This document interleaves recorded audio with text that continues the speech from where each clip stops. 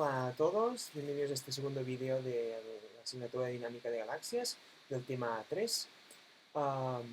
Espero que todos estéis bien y que continuéis estudiando todas estas asignaturas de este máster de astrofísica de la Complutense que estamos ahora teniendo que llevar así online. Habréis visto que, como os comenté en el otro vídeo, estoy poniendo aquí arriba, y también lo hacía Armando, arriba del vídeo, en qué vídeo nos encontramos de este tema con respecto al total. Veréis que hoy ha cambiado. En el vídeo anterior, en mi primer vídeo, ponía que era el primero de 4, pero como visteis se me fue algo de las manos del tiempo y acabó siendo un vídeo muy largo, un vídeo de casi 40 minutos, cuando lo prometido es que sean vídeos más cortos de 20-30 minutos para no saturaros. Así pues, he intentado dividir un poco más el tema 3, de modo que acabarán saliendo, espero, unos 6 vídeos más cortos. ¿De acuerdo? Así que empezaremos hoy con el segundo vídeo, que será algo más corto que el del otro día. Muy bien, pues empezamos. El otro día hablamos ya de un tipo de potenciales en los cuales se podían derivar expresiones para las órbitas que son analíticas. En realidad vimos todos los tipos de potenciales, que son pocos, en los cuales se pueden deducir analíticamente las ecuaciones de las órbitas. Vimos también una serie de definiciones de qué son las órbitas abiertas, qué son las órbitas cerradas, qué son las órbitas regulares, qué son las órbitas caóticas, y también discutimos un poco qué son las integrales del movimiento y qué son las constantes del movimiento, y el impacto que las integrales del movimiento pueden tener para reducir la dimensionalidad del problema y de este modo facilitarnos la vida a la hora de buscar cuáles son las órbitas y cuáles son las características de estas órbitas en los potenciales. Hoy vamos a ver otro tipo de sistemas, los sistemas que son potenciales axisimétricos, ¿de acuerdo? En los cuales ya no vamos a encontrar fórmulas para órbitas que sean analíticas, tendremos que resolverlas con otras estrategias, ya lo veremos, y que son quizá ya un poco más parecidos a sistemas galácticos también. Por ejemplo, los discos, los esferoides prolatos o oblatos, todo esto son sistemas axisimétricos, ¿vale? No son con simetría esférica, sino que son sistemas axisimétricos. Es decir, que tienen simetría en uno o varios de sus ejes, ¿vale? Para este caso, para estos potenciales axisimétricos, usaremos también las coordenadas cilíndricas R, phi y z. En este caso, en el caso de potenciales axisimétricos, nos ocurrirá que para las órbitas que están exactamente en el plano, que están perpendiculares al eje de simetría del sistema, en este caso vamos a poner siempre este plano en el plano xy, resulta que las soluciones de las ecuaciones son exactamente las soluciones del potencial esférico y que tienen posiciones máxima y mínima R1 y R2, por lo que serán el pericentro y el apocentro. Y que además dan lugar a órbitas cerradas en muy pocos casos, con combinaciones muy concretas de energía, que en la mayoría de los casos se puede asemejar al hamiltoniano, y para un determinado momento angular. Para el resto no son órbitas cerradas, son órbitas abiertas. Recordad que las cerradas son las órbitas en las cuales acaba coincidiendo en algún momento en el futuro el pericentro en el mismo ángulo que ha estado inicialmente. ¿De acuerdo? Muy bien. Tendremos otras órbitas, tenemos órbitas que saldrán fuera del plano, que serán en las que nos centraremos ahora, y la solución de estas es un poco más compleja, aunque también podemos reducir el problema a un problema de 2D, ¿vale? Como hacíamos también en el caso de los potenciales esféricos, que podíamos reducirlos a un problema de 2D o incluso de una dimensión en el caso del oscilador armónico y del potencial de Kepler. Nosotros tendremos aquí que podemos reducir el problema a 2 dimensiones. ¿Y esto por qué? Pues porque tiene una integral del movimiento, que es el momento angular perpendicular a la órbita, que en el caso que la órbita esté en el plano XY será la componente z del momento angular, en el caso que esté en cualquier otro plano pues será simplemente el momento angular perpendicular a este plano. El lagrangiano para estos casos, usando estas coordenadas, se escribe como podéis ver aquí, ¿vale? Tenemos aquí el potencial, que el potencial ahora depende del radio y de z, no solo del radio como nos pasaba en los potenciales esféricos, y los momentos y el hamiltoniano los podemos deducir y obtenemos que son los que tenéis aquí abajo. Fijaros que el momento en z es exactamente el mismo valor del momento angular, el momento angular por unidad de masa que teníamos en el caso esférico, ¿vale? Pero ahora además tenemos el momento en la dirección z. A partir de todo esto, como hicimos en la clase anterior, podéis también vosotros deducirlo, acabamos obteniendo estas ecuaciones del movimiento que tenéis aquí, de las cuales, a partir de la segunda ecuación del movimiento, otra vez, como también hicimos en el caso de los potenciales esféricos, vemos claramente cómo el momento en la dirección angular, es decir, el momento angular en la dirección perpendicular al plano de la órbita, pues es una integral del movimiento. Es decir, si la derivamos respecto al tiempo, es igual a cero. Acordaros que las integrales del movimiento son constantes del movimiento, pero que además son independientes del tiempo. Estas ecuaciones del movimiento las podemos reordenar, podemos definir lo que le llamamos un potencial efectivo y se pueden escribir con esta fórmula tan sencilla que tenéis aquí arriba, las dos primeras expresiones. La expresión para el potencial efectivo, que es muy importante, es la que tenéis aquí, que es la suma del potencial real más la componente del momento angular en la dirección perpendicular a la órbita. Con todo esto, ya podéis ver claramente que para un potencial axisimétrico se puede simplificar el análisis de las órbitas a el plano RZ, ¿vale? Nos podemos olvidar de la coordenada angular y nos podemos restringir al plano RZ. ¿Por qué? Porque simplemente lo que va a ocurrir en la variable angular es independiente del tiempo, ¿de acuerdo? Va a ocurrir siempre lo mismo, simplemente tenemos que darle una simetría de revolución y obtendremos la órbita respecto a la coordenada azimutal, ¿de acuerdo? A partir de este potencial efectivo podemos definirnos también este hamiltoniano o energía efectivo que tenéis aquí abajo, ¿de acuerdo? Y es con el que vamos a trabajar un poco ahora, para poder intentar sacar propiedades de la órbita y visualizarla en los distintos planos, en los planos que normalmente se visualizan las órbitas. Continuamos con el potencial efectivo. Fijaros que en este potencial efectivo tenemos un término que vemos claramente, que es el término cinético, de energía cinética, en el plano RZ, y tenemos luego este término de potencial. Y que solo las órbitas que tengan una energía mayor a este potencial efectivo serán viables, ya que esta componente de energía cinética del hamiltoniano o de la energía es siempre positiva, ¿vale? La curva en la cual se igualen el potencial efectivo y la energía se le llamará la curva de velocidad cero, en la cual no tenemos componente cinética del hamiltoniano o de la energía. Para ver un caso concreto de potencial axisimétrico, tenemos el potencial logarítmico. Básicamente es un potencial que tenemos una caída logarítmica de la densidad desde el centro hacia el exterior en una simetría cilíndrica. Y tiene esta forma que podéis ver vosotros aquí abajo. Y ahora introduciremos, pues, un poco, primero, estos planos que son, podéis ver, es una de las representaciones del espacio de fases. Fijaros que estamos mostrando aquí simplemente las coordenadas espaciales. Podríamos mostrar también coordenadas de velocidades, ¿vale? De momento solo estamos viendo aquí las coordenadas espaciales, z y r. Y lo que se está dibujando aquí es básicamente las líneas de potencial efectivo constante, ¿vale? Veréis dos cosas importantes. Primero de todo, veis que dependen, en este caso, del potencial logarítmico de este parámetro Q, ¿vale? Este parámetro Q nos hace que nos varíen estas superficies de potencial efectivo. Nos depende también de esta V sub 0 y también del valor del momento angular en la dirección vertical. Todos estos son parámetros que harían que nos variara estas superficies de equipotencial efectivo. Otras estructuras interesantes que vemos aquí son, primero, lo veis a la izquierda, lo que le llamamos una barrera centrífuga. ¿Qué es lo que nos dice esto? Que para potenciales cada vez más pequeños, en este caso la última línea que hay aquí sería para un potencial efectivo de -1, necesitamos cada vez energías cinéticas mayores para mantener la órbita, ¿vale?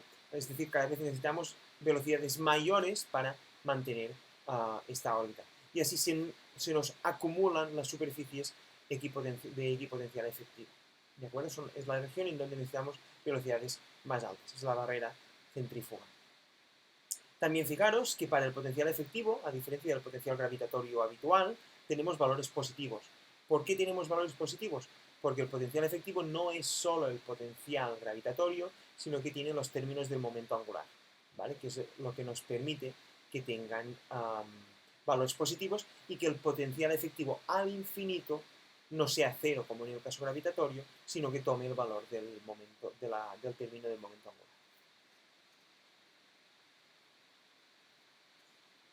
Ya viendo un poco más lo que nos interesa, que son las órbitas, cómo se ven las órbitas en este plano coordenado. Fijaros, abajo tenemos el mismo plot que antes, para una Q de 0.9, ¿vale? Y nos fijaremos ahora en una región en donde el potencial efectivo lo dejaremos variar. ¿Veis? Fijaros arriba. Arriba lo que fijamos es la energía y vemos qué órbitas se producen. Esto es una órbita individual para cada uno de los gráficos. El de la izquierda es un tipo de órbita individual y el de la derecha es otro tipo de órbita individual. ¿Y cómo se han obtenido? Pues se han obtenido numéricamente, a la integración numérica. Vemos que dos órbitas son posibles con los mismos parámetros iniciales. En este caso hemos usado esta v sub 0 de 1, el momento angular en la dirección perpendicular a la órbita de 0.2, la Q de 0.9 y la energía de menos 0.8. Y obtenemos que pueden haber dos tipos de órbitas distintas usando los mismos parámetros iniciales. Además, estos dos tipos de órbitas distintas veis que están muy bien delimitadas tanto en radio como en z. ¿Vale? ¿Qué es lo que nos está diciendo esto? Sabéis que hay una cosa que hace que nos constriña las órbitas cada vez más, ¿vale? ¿Qué son? Son las integrales del movimiento. Las integrales del movimiento nos reducen la dimensionalidad del problema y nos dejan las órbitas constreñidas en unos rangos bien delimitados, ¿vale?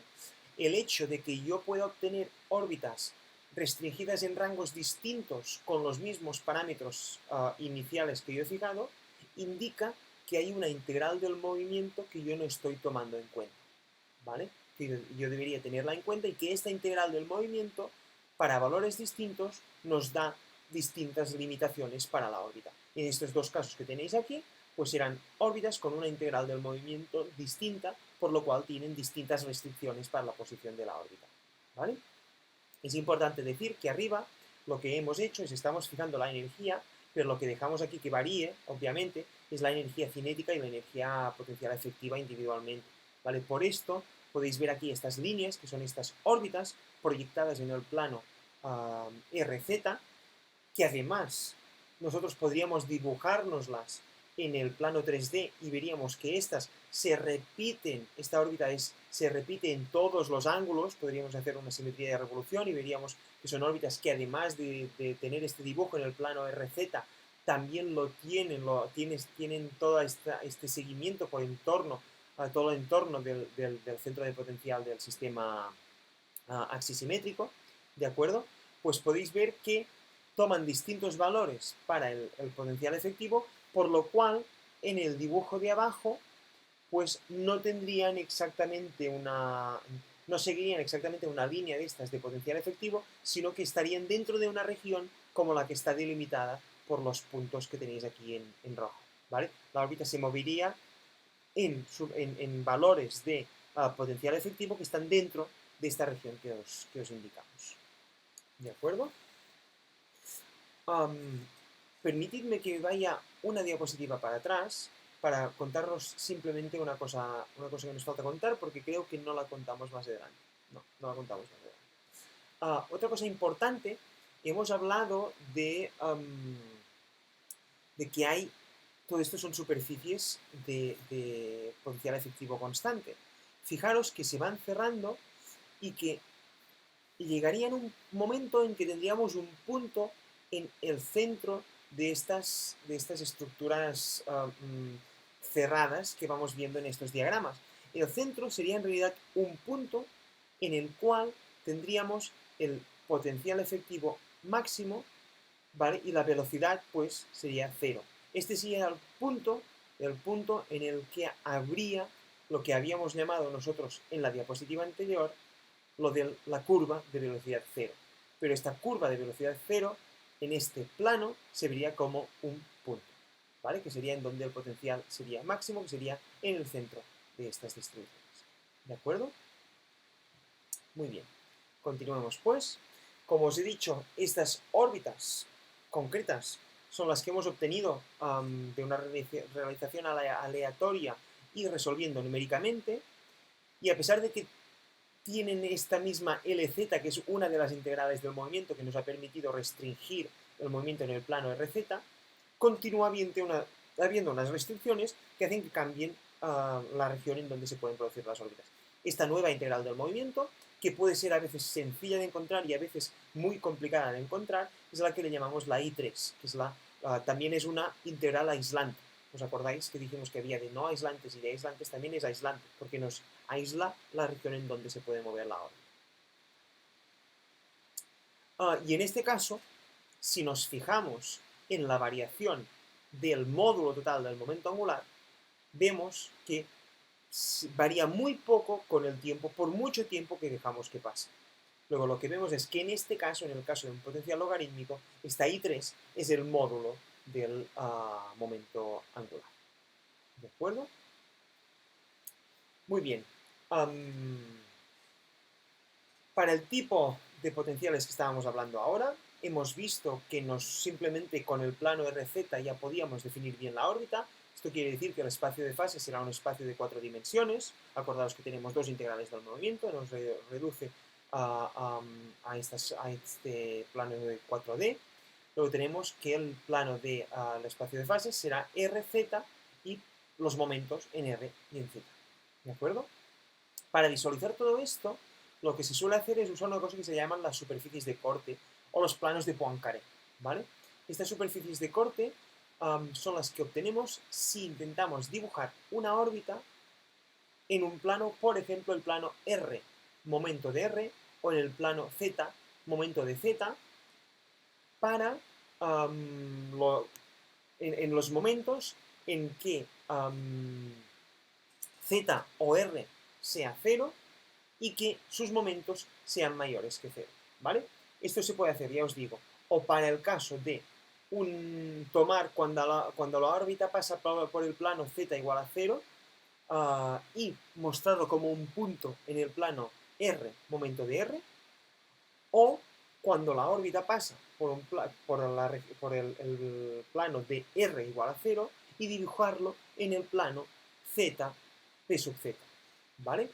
Y se pueden dibujar estos planos tanto para momentos mayor que 0 como para el momento menor que 0, ¿vale? Por lo cual tenemos 4 posibles representaciones de superficies de corte. ¿De acuerdo? Estos puntos de corte los llamaremos consecuentes. Como sabemos que la energía de la órbita tiene que ser mayor a este valor que tenemos aquí, porque el término que le falta es el término de energía cinética y es siempre positivo, esto hace que se nos queden limitadas estas consecuentes, estos puntos de corte en los planos o superficies de Poincaré, por una curva a la que le llamaremos también la curva de velocidad cero en esta superficie de corte. ¿Vale? Esta curva de velocidad cero, que la veíamos como un punto en el plano de coordenadas, aquí lo vemos como una curva entera en estas superficies de corte, ¿vale? Que vendrán justamente definidas por esta expresión de la energía, ¿vale? Y que serán en el momento en que el momento angular del plano que estemos nosotros, perdón, el momento lineal del plano en el que nosotros estemos viendo sea igual a c, ¿vale? Es decir, si estamos viendo el plano R, momento de R, en el momento en que el momento de R, o sea que que el momento de Z sea igual a 0, en este momento se nos dibujará un plano una curva de velocidad 0 en el plano RP sub T. Además de todo esto, centrándonos en este plano de R sub R, existen órbitas que no se mueven en el radio, ¿vale? Que están siempre en el mismo radio, pero sí se mueven en Z, ¿vale? Estas órbitas las veremos nosotros como un punto en el plano R sub R, ¿vale? Y este punto es una órbita que se llama órbita de tubo o de cáscara, ¿vale? Las tube or shell orbits, ¿vale? Son los tipos de órbitas concretas que básicamente el por qué se llaman órbitas de tubo o de cáscara es porque son órbitas que están muy bien delimitadas en una cáscara o en un tubo, realmente en un tubo que se vería justamente como este tubo en el espacio de fases de la órbita, ¿vale? Las órbitas estarían siempre dentro de este, como un tubo que está dibujado en el plano del espacio de fases. Y esto es el diagrama de Poincaré o superficie de corte, ¿vale? Y aquí ya vemos, por ejemplo, las distintas características. Vemos primero la curva exterior sólida, es la curva de velocidad cero, ¿vale? De la que hablábamos. Ninguna órbita puede estar fuera de esta curva, ¿vale? Todas estarán dentro, porque estar fuera de esta curva significaría tener energías cinéticas negativas, ¿vale? Siempre estarán las órbitas dentro de esta curva. Por ejemplo, esta órbita que teníamos dibujada en el plano coordenado R, Z, sería al final un punto o una estructura en un plano, en una superficie de corte, ¿vale? Sería un punto en el caso que fuera una órbita de tubo, sería una distribución como una curva dentro de este plano de superficie de corte en el caso de que no fuera una órbita de tubo. Y aquí varias cosas interesantes. Como os he dicho, la línea sólida del exterior es la curva de velocidad cero, ¿vale? Para la cual el momento momento lineal en la componente z es cero. El punteado, la línea punteada, es lo que le llamamos la curva invariante, ¿vale? Que es distinta para cada órbita, ¿vale? Que tiene la misma energía y momento angular z, ¿vale? Y la forma que tendrá esta estructura, esta curva dentro del plano de esta superficie de corte, dependerá del valor de ¿qué? Pues de la integral del movimiento que nos falta, la I3, ¿vale? Que en potenciales esféricos, y también hemos visto en los axisímetros, es el módulo del momento angular, ¿vale? Aunque esta curva no se le puede derivar a expresión análisis. La otra curva que tenemos, que es una curva de líneas, ¿vale? Es la curva invariante para el caso en el que justamente el momento angular total sea constante, ¿vale? Y no solo la componente z, que es la integral del movimiento, sino todo el momento angular, el valor del momento angular sea constante, ¿vale? Tendremos esta curva. Y luego tenemos la consecuente de la shell orbit que habíamos hablado, ¿vale? Las órbitas estas que se llaman órbitas de tubo fino, ¿vale? Que se ven como un punto en estos diagramas, ¿vale? Y que son las que su movimiento está solo en una de las otras coordenadas que nos estamos representando en la superficie de Poincaré, ¿vale? Aquí se mantiene el radio, pero lo que varía es la componente z, ¿vale? Que si nos lo imaginamos ya en el mundo 3D, lo que se va a ver, ¿qué es? Pues lo que se va a ver es una trayectoria circular, ¿vale? En torno al centro de potencial, en un plano, pero que este plano no es siempre el mismo en cada vuelta que da en torno al centro de potencial, sino que precesa. Se va moviendo, el plano va cambiando de coordenada XY, el plano, ¿vale? Precesando. Esto sería una órbita de tipo tubo que se vería en el plano RP sub R como un punto, ¿vale? Una órbita que su movimiento es solo en la dirección vertical y que no tiene variación en R. Una cosa importante que os he contado aquí y que es un poco, puede llegar a ser un poco confusa, fijaros que la curva invariante y la curva invariante para el caso de que el momento angular sea constante no son exactamente la misma, solo serán la misma en el momento en el que sí se cumpla que la integral del movimiento 3 es exactamente el módulo del momento angular, ¿vale? Aquí tenéis un caso en el que I3 no es exactamente el módulo del momento angular, sino que toma un valor que puede ser un valor parecido. Fijaros que en las partes de radios más altos pues coinciden las dos curvas.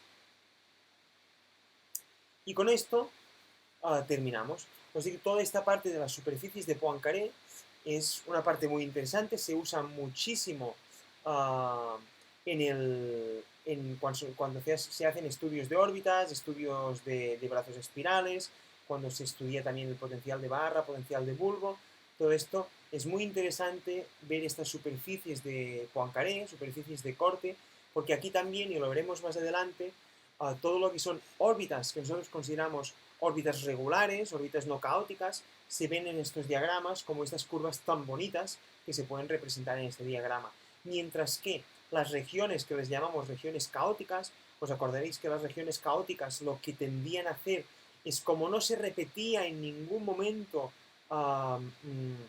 una posición en el espacio de fases, sino que tendían a cubrir todo el espacio de fases, en las superficies de corte justamente se puede ver esto. Se puede ver regiones llenas de órbitas que se llenan por completo, o sea, pintaríamos toda la región.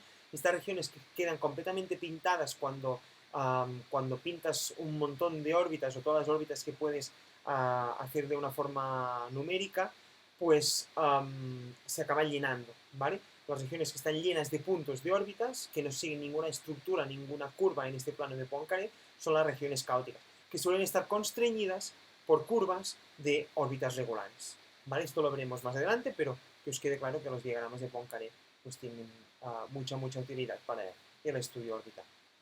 Y nada, pues aquí termino esta segunda lección. Me he vuelto a pasar del tiempo, 27 minutos, pero bueno, intentaré que la próxima sea un poquito más corta. Venga, que vaya muy bien.